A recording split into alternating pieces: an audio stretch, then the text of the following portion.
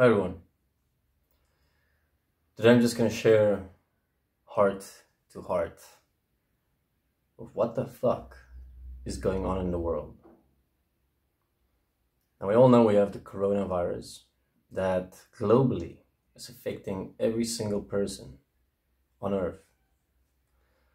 But it's not the coronavirus affecting every single person on earth at the moment. It is the restrictions, regulations, the quarantine that is affecting everyone on earth equally. Doesn't matter if you're in a first world, a third world, or a second world country. It's affecting trade, it's affecting economy, it's affecting people staying in their homes, with their families for once. You know, positive things that people look at. It's affecting people in poverty quite a lot. People that survived on day-to-day work where they need to get paid cash in hand and that go home and buy bread on that day. There are millions of people like that in this world that requires that day-to-day economic movement. Then if we look beyond that, there were already hundreds of millions of people living in poverty, in war zones, that was living in fear, survival, starvation, prostitution, rape, murder. All of these things have always existed, and now with the coronavirus, it's all being compounded. Now if we look at the internet and we see all the theories and interpretations and projections that people make about what's going on, why is this happening? You know, you have so many people that have so many different theories already. Like, when people talk about China, how China deliberately created a virus to get all the stock markets to collapse so they can buy in and basically hijack the economy. You have theories where this is part of the cabal or the elite or whatever you want to call them, the Illuminati, that is now putting their plans in place for a new world order or a one world order. And you have conspiracies where there's a comet coming to the earth and it might hit earth in April, by the end of April, and how people are being kept indoors and how they're mobilizing the military and police everywhere. I mean, we can go on with how many different stories there are already in relation to the coronavirus. Now, from my personal experience, I'm sitting in my house in Panama, Central America, and I have family in South Africa. I have friends in the USA. I have friends in Europe. I have friends all over the world. And from my friends, I can get feedback real time. What is happening in their environments? What is the experience that they are getting from this coronavirus effect? What is it that's going on in their environments? I know they're locked inside their houses, but you can see how it's being treated, how it's being moved. For example, here, I can only go out on certain days as a male and only at a certain time according to the last number on my passport. For example, today, Thursday, I can go out at 5:30 for 2 hours, and then I have to be back in my house to go do shopping. And then I have also Tuesdays to go out, and then Saturdays, that's for males. But I can't go out on Sundays, no one goes at Sundays. When I leave, there's a checkpoint right there on my road where there's cops, 2 cops, one with a shotgun, stands with shotgun, masks. They check your ID, your passport, and they make sure that you're out at the right time. And then if you are, you're allowed to go do your shopping. There's still cars driving around, very few. It's very quiet. It's not as busy as usual. The town is obviously quiet. And the people in general are staying home. But you can definitely see people are feeling the effects of the economy being affected by the quarantine. You know, there's a lot of people that's not getting their money, not getting food, and you can see petty theft has increased, and then general theft has increased. Shops are standing closed, business isn't running, people's not making money. But at the same time, you can see the environment is more lively. Animals, birds, the air feels cleaner sometimes. There's less cars, there's less gas being released into the air, and noise pollution is less. So these are real-time effects that we can measure and we can look at. And whatever the agenda is within this world, we can conspire, we can theorize, and we can go into our minds and look for what can it be.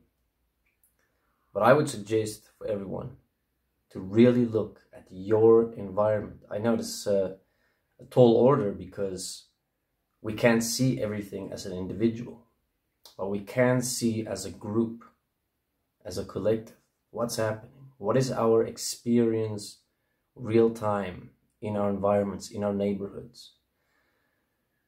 And I have already come to a few points. Poverty is going to increase. Poverty.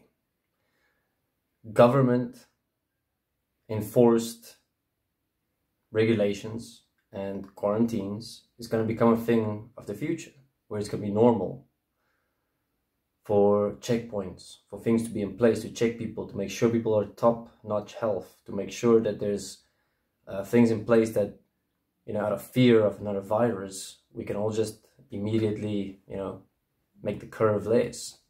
So they're going to put a lot more things in place to start checking up on people, regulating people, and more people is going to go into poverty. That's definitely already happening, and that's going to keep on happening. At this moment, I can see how different Panama is handling the situation to South Africa, my birth country. South Africa is first violence, and then they try and help people, but it's always first violence, and the army is already out. First day the army was out, and it's immediately like a police state, a military state even, and where people in poverty is seen as the lesser humans that you can just beat up and abuse into submitting to the rules, not considering their positions or locations for real and helping them. And in Panama, you can see they're much more kinder and friendlier. They help people with food, they deliver food trucks, even though the petty theft has gone up and, you know, people don't have work. People here are much more sharing and giving rather than enforcing and being brutal. Now, if you look at other countries, Italy, Spain, where a lot of soldier activity is going on, you can see that there's a lot of fear for what this virus can do. Now, here's another point. If people want to say that the virus was created by the elite or by some country and deliberately released, it doesn't matter anymore. The virus is out. The virus is taking place. Even if the virus is killing less people than the flu or than any other disease or illness or virus currently that we've all been familiar with, it doesn't matter. It's being used to the extent that it's being used now. And what is happening now is happening. There's nothing we can change about that. So we have to deal with the facts of what is happening, not why it's happening or where it's going. We have to look at what is happening. Shit has already hit the fan. This economic system is going to fail one way or another. It cannot continue the way it has continued, and we have to find a solution. So what I want to get to in this video is I want to tell everyone and give a suggestion for everyone that you focus on your breathing, you focus on your physical environment, where you are, you're living, your relationships with your family members, with yourself first and foremost, and then with your family members, and then with the people in your environment, your neighborhood. Get to know people on a different way. I know you can't interact, but within yourself, find a way to see how you as people can stand together be in this together. Doesn't matter if they're rich or poor. Because this is what's going to help us. No matter who is doing this, or if it is just a virus, it doesn't matter. In the end, it's going to be the people that's going to decide the direction forward. Even if the military and the police is forcing restrictions onto us, we as the people are in the billions. The police, the army are people, they have families, they're no different. So change your mindset. Don't see them as enemies, see them as someone working for a salary to support their own family. And realize that they themselves can change with you. And this is going to be the important part. So we're all going to have to focus on who we are and how we interact with our reality. And always love thy neighbor as thyself. Secondly, prepare yourself for a system that's collapsing. If you're relying on money, if you're relying on future investments, if you're relying on whatever you're doing, don't see it as a permanent thing set in place. See that as a stepping stone to how are you going to create a new world. So that means not the world you currently know now. Be okay with losing all your money inside of yourself to create a better world. Give up all your money willingly to create a new world versus holding on to it in self-interest, and the economy collapses, the system collapse, and you've done nothing of your life. You haven't done anything to change anything, and you lose everything. Rather take your bet on changing the world with your money than preserving yourself or trying to preserve yourself within the old system. It's not going to last. The old system is not going to last. Get to know the environment. Get to know trees, plants, animals. Get to know the earth. It's going to be very important. Get to know things that can support you outside of the current economic system, but work within the economic system, because we're still in it. I'm just saying, get both worlds and bring them together as one.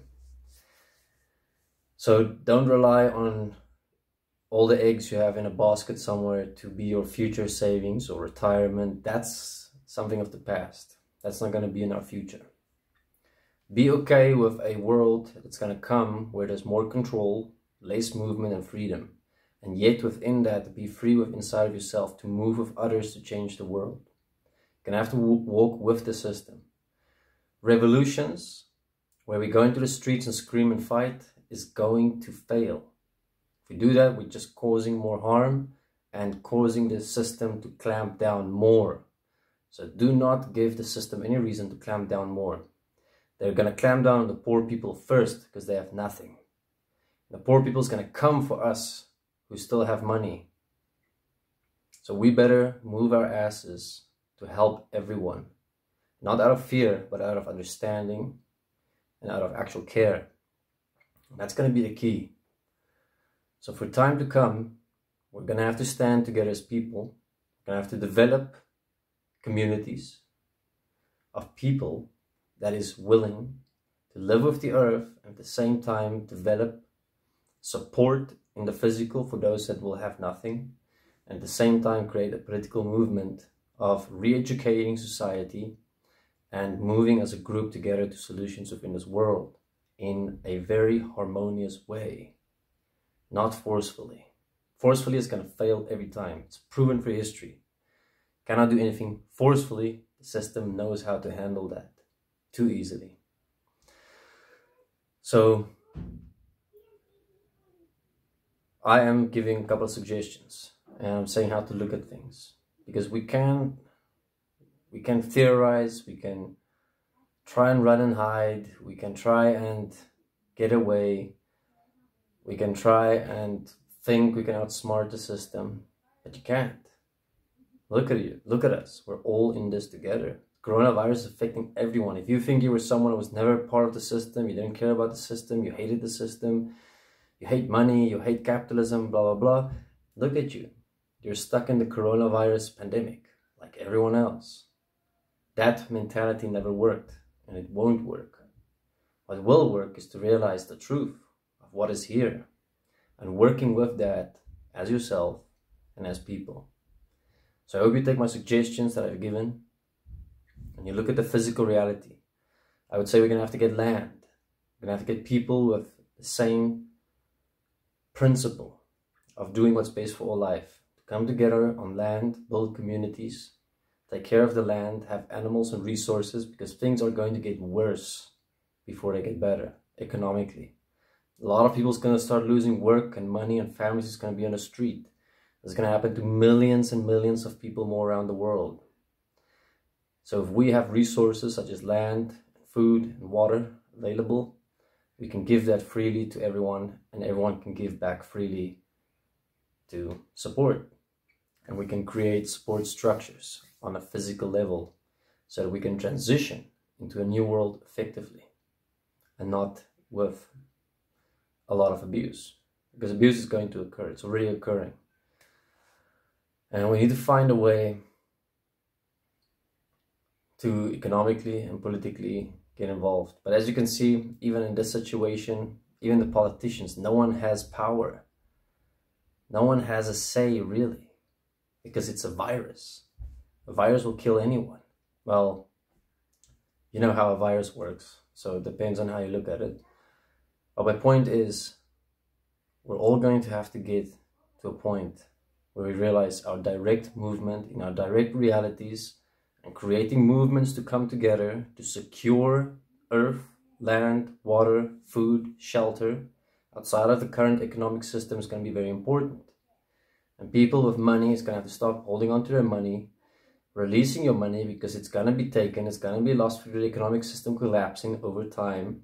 So you might as well invest that in something real, something tangible, something that you can work with, even when everything else is lost, with a group of people that can always support and hold each other within the system to be effective and efficient. So no one sits on the street, no one goes in fear, no one goes in survival. To have an effective movement within this world where you can not already be the change, but also bring change for others. Because this economic system is going to collapse. And it's only now compounding and getting more extensive. And if a comet is coming to destroy us in a month or 2 or 3, then at least we did something. And we all die anyway. So we might as well do something. That's what I'm saying. So I'd like for people to check out my Earth Haven page, what I'm doing there. It's been on a standstill for a long time because there has been no movement within reality to a clear path forward. But I'm now clear on what we need to do with seeing where this economic system and everything's going. I've been clear actually for years, but it didn't seem like people were understanding me to what extent I was seeing things are going to collapse and get worse.